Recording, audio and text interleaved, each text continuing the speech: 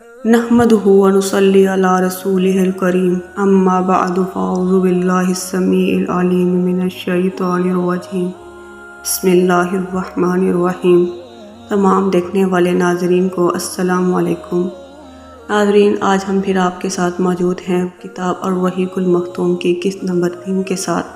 انشاءاللہ العزیز اس قسط میں بیان کروں گی کہ عرب کے ادیان و مذاہب کی کیا حالت تھی۔ جس طرح عرب کی معاشرتی اور اقتصادی حالت بری طرح سے انحطاط کا شکار تھی، اسی طرح عرب کی مذہبی حالت بھی کچھ کم نہ تھی۔ ان لوگوں نے اپنے مال مویشی اور اپنی اجناس میں سے اللہ تعالیٰ کے ساتھ ساتھ بتوں کا بھی حصہ مختص کیا تھا، بلکہ ان لوگوں نے اپنے جانوروں کے کچھ نام بھی رکھے ہوئے تھے۔ ان کے مطابق یہ بحیرہ، صائبہ، وسیلہ اور حامی تھے، لیکن اللہ تعالیٰ نے ان کے باطل عقائد کی تردید کرتے ہوئے فرمایا، اللہ نے نہ کوئی بحیرہ، نہ صائبہ، نہ کوئی وسیلہ، نہ کوئی حامی بنایا ہے، لیکن جن لوگوں نے کفر کیا وہ اللہ پہ جھوٹ کرتے ہیں اور ان میں سے اکثر عقل نہیں رکھتے۔ اور ایک اور جگہ اللہ پاک نے فرمایا، ان مشرکین نے کہا جو ان چوپایوں کے پیٹ میں ہے وہ خالص ہمارے مردوں کے لیے ہے اور ہماری عورتوں پر حرام ہے، البتہ اگر وہ مردہ ہو تو اس میں مرد و عورت سب شریک ہیں۔ حضرت سعید بن مسیب رحمہ اللہ کا بیان ہے، یہ جانور ان کے طاغوتوں کے لیے تھے۔ صحیح البخاری میں مرفوعاً مروی ہے کہ عمرو بن لوہی وہ پہلا شخص تھا جس نے بتوں کے نام پر جانور چھوڑے۔ عرب اپنے بتوں کے ساتھ یہ سب کچھ اس عقیدے کے ساتھ کرتے تھے کہ یہ بت انہیں اللہ کے قریب کر دیں گے اور وہ اللہ کے حضور ان کی سفارش کر دیں گے۔ چنانچہ قرآن مجید میں بتایا گیا ہے کہ مشرکین کہتے تھے، ہم ان کی عبادت محض اسی لیے کر رہے ہیں کہ وہ ہمیں اللہ کے قریب کر دیں، اور وہ کہتے تھے یہ مشرکین اللہ کے سوا ان کی عبادت کرتے ہیں جو انہیں نہ نفع پہنچا سکیں نہ نقصان، اور کہتے ہیں یہ اللہ کے پاس ہمارے سفارشی ہیں۔ مشرکین عرب کاہنوں اور نجومیوں کی خبروں پر بھی ایمان رکھتے تھے۔ کاہن اسے کہتے ہیں جو آنے والے واقعات کی پیش گوئی کرے۔ ان کا یہ دعویٰ ہے کہ ایک جن ان کے تابع ہے جو انہیں خبریں پہنچاتا رہتا ہے، اور بعض کاہن کہتے تھے کہ انہیں ایسا فہم عطا کیا گیا ہے جس کے ذریعے وہ غیب کا پتہ لگا سکتے ہیں۔ اس قسم کے آدمی کو عراف کہا جاتا ہے، مثلاً وہ شخص جو چوری کے مال، چوری کی جگہ اور گم شدہ جانور وغیرہ کا پتہ ٹھکانہ بتایا کرتا۔ مشرکین میں بدشگونی کا بھی رواج تھا، اسے عربی میں طیرہ کہتے ہیں۔ اس کی صورت یہ تھی کہ مشرکین کسی چڑیا یا ہرن کے بچے کے پاس جا کر اس کو بھگاتے، پھر اگر وہ داہنی جانب بھاگتا تو اسے اچھائی اور کامیابی کی علامت سمجھ کر اپنا کام کر گزرتے، اور اگر بائیں جانب بھاگتا تو اسے نحوست کی علامت سمجھ کر اس کام سے باز رہتے۔ اسی طرح اگر کوئی چڑیا یا جانور راستہ کاٹ دیتا تو اس کو بھی منحوس سمجھتے۔ اس کے علاوہ وہ روح کے الو بن جانے کا بھی عقیدہ رکھتے تھے، یعنی ان کا عقیدہ تھا کہ جب تک مقتول کا بدلہ نہ لیا جائے اس کو سکون نہیں ملتا، اس کی روح الو بن کر گردش کرتی رہتی ہے اور پیاس پیاس یا مجھے پلاؤ کی صدا لگائے رہتی ہے، جب تک اس کا بدلہ نہ لیا جائے اس سے راحت اور سکون نہیں ملتا۔ یہ تھے اہل جاہلیت کے فرسودہ عقائد و اعمال۔ اس کے علاوہ ان کے اندر بدعات بھی تھیں۔ قریش کے اندر ایک بدعت یہ بھی تھی، وہ کہتے تھے کہ ہم حضرت ابراہیم علیہ السلام کی اولاد ہیں، ہم حرم کے پاسبان ہیں، بیت اللہ کے والی ہیں، مکہ کے باشندے ہیں، کوئی شخص ہمارا ہم مرتبہ نہیں، نہ کسی کے حقوق ہمارے حقوق کے مساوی ہیں، اسی کی بنا پر ہمارے شایان شان نہیں کہ ہم حدود حرم سے باہر جائیں۔ چنانچہ حج کے دوران یہ لوگ عرفات نہیں جاتے تھے، نہ وہاں سے افاضہ کرتے تھے، بلکہ مزدلفہ میں ہی ٹھہر کر وہیں سے افاضہ کر لیتے تھے۔ اللہ تعالیٰ نے اس بدعت کی اصلاح کرتے ہوئے فرمایا، ثم افیضوا من حیث افاض الناس، یعنی تم لوگ بھی وہیں سے افاضہ کرو جہاں سے سارے لوگ افاضہ کرتے ہیں۔ قریش کی ایک بدعت یہ بھی تھی کہ وہ حالت احرام میں گھر کے اندر دروازے سے داخل نہ ہوتے تھے، بلکہ گھر کے پچھواڑے کے بڑا سا سوراخ بنا لیتے تھے اور اسی سے آتے جاتے تھے اور اپنے اس اجڑ پن کو نیکی سمجھتے تھے۔ ہمارا اگلا موضوع ہے خاندان نبوت صلی اللہ علیہ وآلہ وسلم۔ نبی محمد صلی اللہ علیہ وآلہ وسلم کا سلسلہ نسب 3 حصوں پر تقسیم کیا جا سکتا ہے۔ ایک حصہ جس کی صحت پر تمام علماء کا اتفاق ہے اور یہ عدنان تک منتہی ہوتا ہے۔ دوسرا حصہ جس میں اہل علماء کا اتفاق نہیں ہے اور کوئی قائل ہے یہ عدنان سے اوپر ابراہیم علیہ السلام تک منتہی ہوتا ہے۔ اور تیسرا حصہ جس میں یقیناً کچھ غلطیاں موجود ہیں، یہ ابراہیم علیہ السلام سے اوپر حضرت آدم علیہ السلام تک جاتا ہے۔ میں صرف اسی حصہ کا ہی ذکر کروں گی جس پر تمام علماء کا اتفاق ہے، اور یہ پہلا حصہ ہے۔ حضرت محمد صلی اللہ علیہ وآلہ وسلم بن عبداللہ بن عبد المطلب بن ہاشم بن عبد مناف بن قصی بن کلاب بن مروہ بن کعب بن لوئی بن غالب بن فہر، انہی کا لقب قریش تھا اور انہی کی طرف قبیلہ قریش منسوب ہے۔ بن مالک بن نضر بن کنانہ بن خزیمہ بن مدرکہ بن الیاس بن مضر بن نزار بن معد بن عدنان۔ نبی محمد صلی اللہ علیہ وسلم کا خانوادہ اپنے جد اعلیٰ ہاشم بن عبد مناف کی حیثیت سے خانوادہ ہاشمی کے نام سے معروف ہے، اس لیے مناسب معلوم ہوتا ہے کہ ہاشم اور ان کے بعد کے بعض افراد کے مختصراً حالات پیش کر دیے جائیں۔ ہاشم، ہم بتا چکے ہیں کہ جب بنو عبد مناف اور بنو عبدالدار کے درمیان عہدوں کی تقسیم پر مصالحت ہو گئی تو عبد مناف کی اولاد میں ہاشم ہی کو سقایا اور رفاعہ کو پانی پلانے اور ان کی میزبانی کرنے کا منصب حاصل ہوا۔ ہاشم بڑے معزز اور مالدار تھے۔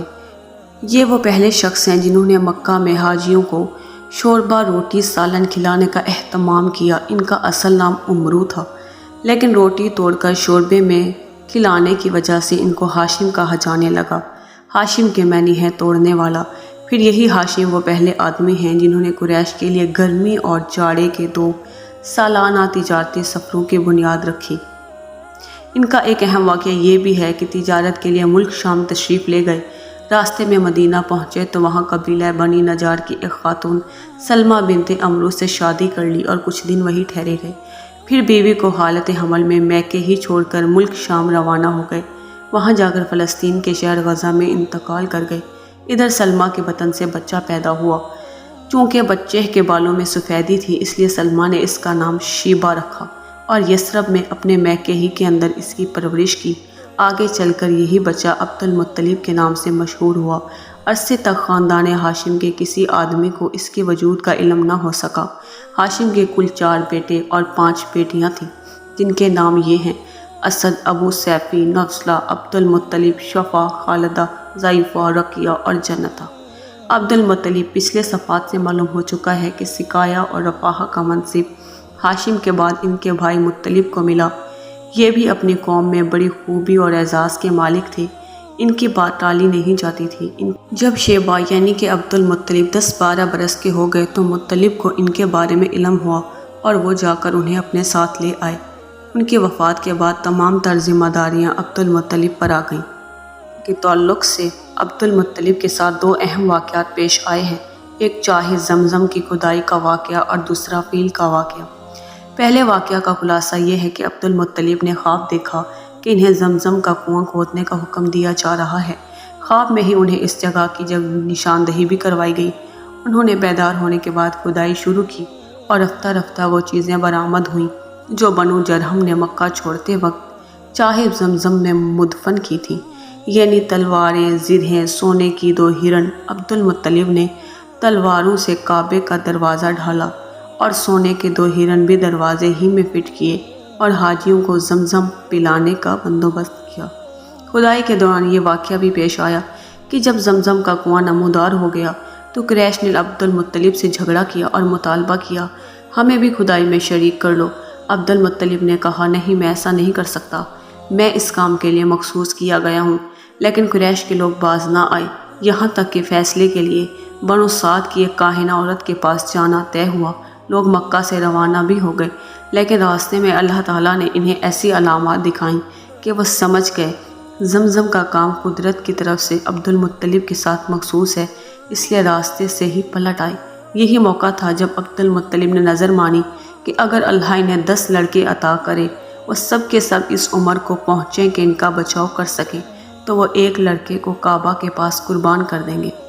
دوسرے واقعہ کا خلاصہ یہ ہے کہ ابرہہ حبشی نے، جو نجاشی بادشاہ حبش کی طرف سے یمن کا گورنر جنرل تھا، جب دیکھا کہ اہل عرب خانہ کعبہ کا حج کرتے ہیں تو صنعا میں ایک بہت بڑا کلیسا تعمیر کیا اور چاہا کہ عرب کا حج اسی کی طرف پھیر دے۔ مگر جب اس کی خبر بنو کنانہ کے ایک آدمی کو ہوئی تو اس نے رات کے وقت کلیسا کے اندر گھس کر اس کے قبلے پر پاخانہ کر دیا۔ ابرہہ کو پتہ چلا تو وہ سخت برہم ہوا، 60,000 کا ایک لشکر جرار لے کر کعبے کو اٹھانے کے لیے نکل کھڑا ہوا۔ اس نے اپنے کے لیے ایک زبردست ہاتھی بھی منتخب کیا۔ لشکر میں کل 9 یا 13 ہاتھی تھے۔ ابرہہ یمن سے یلغار کرتا ہوا پہنچا اور وہاں اپنے لشکر کو ترتیب دے کر ہاتھی کو تیار کر کے مکے میں داخل ہونے کے لیے چل پڑا، لیکن جب مزدلفہ اور مینا کے درمیان وادی محصر میں پہنچا تو ہاتھی بیٹھ گیا اور کعبے کی طرف رخ کرنے کے لیے کسی صورت نہ اٹھا۔ جب بھی اس کا رخ کعبے کی طرف کیا جاتا تو بیٹھ جاتا، اس کا رخ شمال جنوب مشرق کی طرف کیا جاتا تو اٹھ کے دوڑنے لگ جاتا۔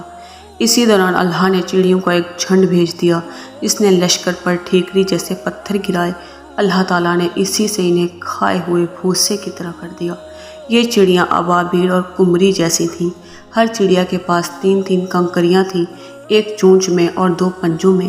کنکریاں جس کسی کو لگ جاتی اس کے اعضاء کٹنے شروع ہو جاتے اور وہ مر جاتا۔ یہ کنکریاں ہر آدمی کو نہیں لگی تھی، لیکن لشکر میں ایسی بھگدڑ مچی کہ ہر شخص دوسرے کو روندتا، کچلتا، گرتا پڑتا بھاگ رہا تھا۔ پھر بھاگنے والے ہر راہ پہ گر رہے تھے، ہر چشمے پہ مر رہے تھے۔ ادھر ابرہہ پر اللہ نے ایسی آفت بھیجی کہ اس کی انگلیوں کے پور جھڑ گئے، صنعا پہنچتے پہنچتے چوزے جیسا ہو گیا، پھر اس کا سینہ پھٹ گیا، دل باہر نکل آیا اور وہ مر گیا۔ ابرہہ کے اس حملے کے موقع پر مکہ کے باشندے جان کے خوف سے گھاٹیوں میں بکھر گئے، پہاڑ کی چوٹیوں پہ جا چھپے، لیکن جب لشکر پر عذاب نازل ہو گیا تو اطمینان سے اپنے گھروں کو لوٹ آئے۔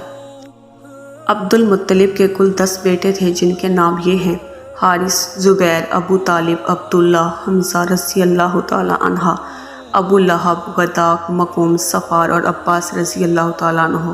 بعض نے کہا ہے کہ وہ 11 تھے، ایک کا نام قسم تھا۔ بعض اور لوگوں نے کہا ہے کہ 13 تھے، ایک کا نام عبد القعبہ اور ایک کا نام حجل تھا، لیکن 10 کے قائلین کہتے ہیں مکوم ہی کا دوسرا نام عبد القعبہ، غیداق کا دوسرا نام حجل تھا۔ قسم نام کا کوئی شخص عبد المطلب کی اولاد میں نہ تھا۔ عبد المطلب کی بیٹیاں 6 تھیں جن کے نام یہ ہیں: ام الحکیم، ان کا نام بیضا ہے، براہ، عاتقہ، صفیہ، عروہ، امیمہ۔ عبداللہ رسول اللہ صلی اللہ علیہ وسلم کے والد محترم ہیں، ان کی والدہ کا نام فاطمہ تھا۔ عبد المطلب کی اولاد میں عبداللہ سب سے زیادہ خوبصورت، پاک دامن اور چہیتے تھے اور ذبیح کہلاتے تھے۔ ذبیح کہلانے کی وجہ یہ ہے کہ عبد المطلب کے لڑکوں کی تعداد جب پوری 10 ہو گئی اور وہ بچاؤ کرنے کے لائق ہو گئے تو عبد المطلب نے انہیں اپنی نظر سے آگاہ کیا۔ ان سب نے بات مان لی۔ اس کے بعد عبد المطلب نے قسمت کے تیروں پر ان سب کے نام لکھے اور حبل کے حوالے کیا۔ حبل کے کیم نے تیروں کو گردش دے کر قرآن نکالا تو عبداللہ کا نام نکلا۔ عبد المطلب نے عبداللہ کا ہاتھ پکڑا، چھری لی اور ذبح کرنے کے لیے خانہ کعبہ کے پاس لے گئے، لیکن قریش اور خصوصاً عبداللہ کے ننھیال والوں نے ان سے کہا کہ وہ اس بچے کو ذبح نہ کریں، تو انہوں نے کہا اب میں اپنی نظر کا کیا کروں؟ انہوں نے مشورہ دیا کسی خاتون عرافہ کے پاس جا کر حل دریافت کریں۔ عبد المطلب ایک عرافہ کے پاس گئے، انہوں نے کہا عبداللہ اور 10 اونٹوں کے درمیان قرعہ اندازی کریں، اگر عبداللہ کے نام قرعہ نکلے تو مزید 10 اونٹ بڑھا دیں، اسی طرح اونٹ بڑھاتے جائیں، قرعہ اندازی کرتے جائیں یہاں تک کہ اللہ راضی ہو جائے، پھر اونٹوں کے نام قرعہ نکل آئے تو انہیں ذبح کر دیں۔ عبد المطلب نے واپس آ کر عبداللہ اور 10 اونٹوں کے درمیان قرعہ اندازی کی، مگر قرعہ عبداللہ کے نام ہی نکلا۔ اس کے بعد عبد المطلب ہر بار اونٹوں کی تعداد 10 کر کے بڑھاتے گئے اور قرعہ اندازی کرتے گئے، مگر ہر بار قرعہ عبداللہ کے نام ہی نکلتا رہا، حتیٰ کہ 100 اونٹ پورے ہو گئے تو قرعہ اونٹوں کے نام نکلا۔ اب عبد المطلب نے انہیں عبداللہ کے بدلے ذبح کیا اور وہیں چھوڑ دیا۔ کسی انسان یا درندے کے لیے کوئی رکاوٹ نہ تھی۔ اس واقعے سے پہلے قریش اور عرب میں خون بہا کی دیت 10 اونٹ مقرر تھی، مگر اس واقعے کے بعد 100 اونٹ کر دی گئی۔ اسلام نے بھی اس مقدار کو برقرار رکھا۔ نبی صلی اللہ علیہ وسلم کا ارشاد مروی ہے: میں 2 ذبیح کی اولاد ہوں، ایک حضرت اسماعیل علیہ السلام اور دوسرے آپ کے والد عبداللہ۔ عبد المطلب نے اپنے صاحبزادے عبداللہ کی شادی کے لیے حضرت آمنہ کا انتخاب کیا جو وہب بن عبد مناف بن زہرہ بن کلاب کی صاحبزادی تھی۔ نسب اور رتبے کے لحاظ سے قریش کی افضل ترین خاتون شمار ہوتی تھی۔ ان کے والد نسب و شرف دونوں حیثیت سے بنو زہرہ کے سردار تھے۔ وہ مکہ ہی میں رخصت ہو کر حضرت عبداللہ کے پاس آئیں، مگر تھوڑے عرصے بعد عبداللہ کو عبد المطلب نے کھجور لانے کے لیے مدینہ بھیجا اور وہ وہیں انتقال کر گئے۔ بعض علماء کہتے ہیں وہ تجارت کے لیے ملک شام تشریف لے گئے تھے۔ قریش کے قافلے کے ہمراہ واپس آتے ہوئے بیمار ہو کر مدینہ اترے اور وہیں انتقال کر گئے۔ تدفین ان کے مکان میں ہی ہوئی۔ اس وقت ان کی عمر 25 برس تھی۔ اکثر مورخین کے بقول ابھی رسول اللہ صلی اللہ علیہ وآلہ وسلم پیدا نہیں ہوئے تھے، اور بعض کہتے ہیں کہ آپ صلی اللہ علیہ وآلہ وسلم کی پیدائش ان کی وفات سے 2 ماہ پہلے ہو چکی تھی۔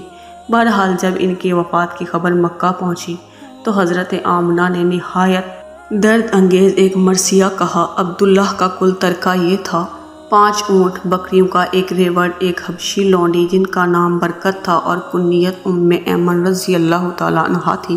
یہی ایمن ہیں جنہوں نے رسول اللہ صلی اللہ علیہ وسلم کو گود کھلایا تھا۔ ناظرین، انشاءاللہ العزیز اگلی قسط میں ہم آپ کو بتائیں گے کہ رسول اکرم صلی اللہ علیہ وسلم کی ولادت باسعادت اور حیات طیبہ کے 40 سال۔ تب تک کے لیے ہمیں اجازت دیجیے۔ اللہ حافظ۔